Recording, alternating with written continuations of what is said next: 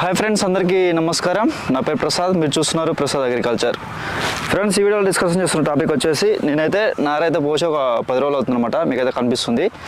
ఈ 10 రోజుల్లో నేను ఎలాంటి యాజమాన్యం చేసినా, అలాగే నారు కొత్తగా పోస్తున్న వారు ఎలాంటి యాజమాన్యం చేయాలనే దాని గురించి అయితే మనం అయితే ఈ వీడియోలో డిస్కషన్ చేస్తున్నాం.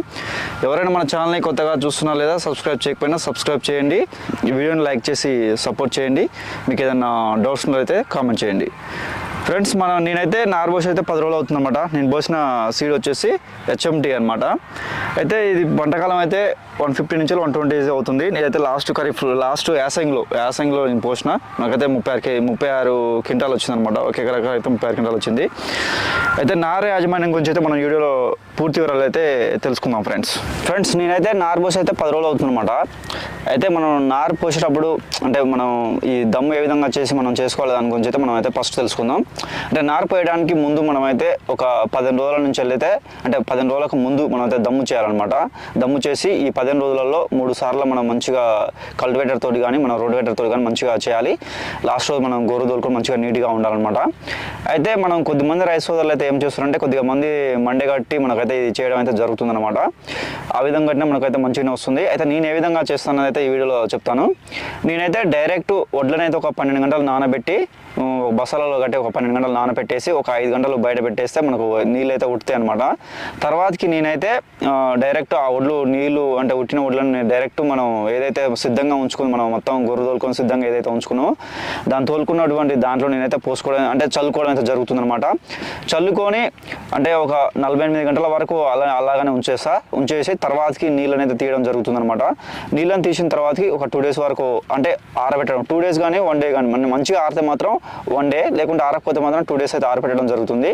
తర్వాతకి మరుసటి రోజు అయితే నీళ్లు మరుసటి రోజు ఒకరోజు తప్పించి ఒకరోజు అయితే నీళ్ళు వేయడం అయితే జరుగుతుంది అనమాట.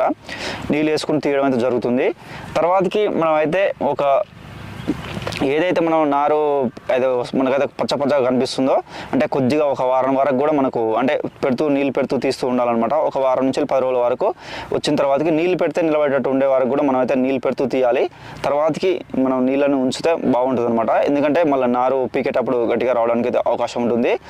నెక్స్ట్ మనం అయితే నారుకు దమ్ము చేసే ముందుగా మనం పశువుల ఎరువు ఉంటే పశువుల ఎరువు వేసుకోవచ్చు. లేకుంటే మాత్రం నారు పోస్తామని ముందుగా మనం ఈ పచ్చరొట్టె ఎరువులు ఎవరైతే మనం పశువుల ఎరువు అయితే అందుబాటులో ఉండదో మనమైతే ఈ పశువుల ఎరువు పోసుకొని అంటే ఏదైనా ఎరువు ఆ విధంగా అందుబాటులో ఉంటేనే పోసుకోవచ్చు. లేకుంటే అందుబాటులో లేకపోతే మాత్రం ఈ పెసర కానివ్వండి, లేకుంటే ఈ మనం ఏదైనా ఈ పచ్చిరొట్టె ఎరువులు ఏవైనా ఉన్నాయనుకో, పిల్లి పెసర కానివ్వండి, జీలుగా లాంటివి ఏదైనా దున్నుకొని మనం చేసుకుని మాత్రం నారైతే మంచిగా ఆరోగ్యంగా రావడానికి అయితే అవకాశం ఉంటుందన్నమాట.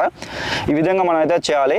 నెక్స్ట్ ఒక 10 రోజుల తర్వాత ఏంటంటే నీళ్లు మంచిగా మెయింటైన్ చేస్తూ ఉండాలన్నమాట. నెక్స్ట్ మనం ఎంత యూరియా వేయాలి ఒక ఎకరాకు అనేది చూసుకున్నట్లయితే మనం దాదాపుగానైతే మనం 30 కేజెస్ 30 కేజెస్ పోసుకుంటే మాత్రం ఒక ఎకరాకు మనం 2 నుంచి 3 కేజెస్ వేసుకోవాలి ఒక ఎకరాకు. అయితే మనం హైబ్రిడ్ రకాలు అవి అనుకుంటే మాత్రం కొద్దిగా తక్కువ వేసుకోవాలి.